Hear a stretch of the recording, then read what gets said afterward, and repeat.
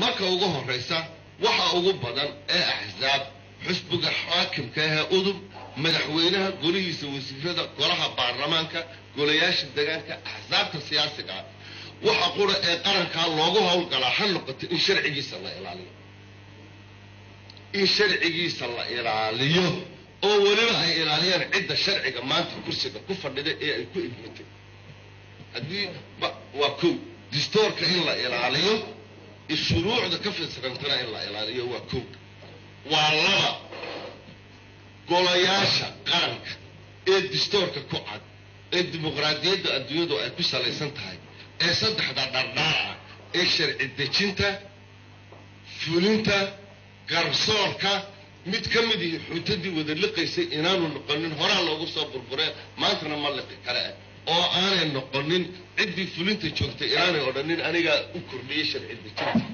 sharci dejintii inaanay odhanin annakaa fulintii u kordhin golayaashaasina ay qaranka hor taagnaadaan waktigii loo ekaaday mid walba ay kaga egtay mid walba doorashadiisa ay ku qabsoonaato waa saddex warbaahinta qaranka ha laga daayo gacan maroojinta kelmadan kaga baxaya waxa weeye ciidankeena qaranka ee jooga ari cadeeye waxa dhagaha kaga kaajay idaacadda gaalkacayee laascaano wartan aniga laygu caayaya guul keeni maysi ee xisaabta lagu caayayo waxa guul keenaya in qaranka idaacadda sanad walba budgetku ku jiro diyaaraduhu soo qaadi kari waayeen iminka markabku soo sido muslimna Afrika oo dhan way ka hadlaysaa kelmadu rafkana kaga baxayo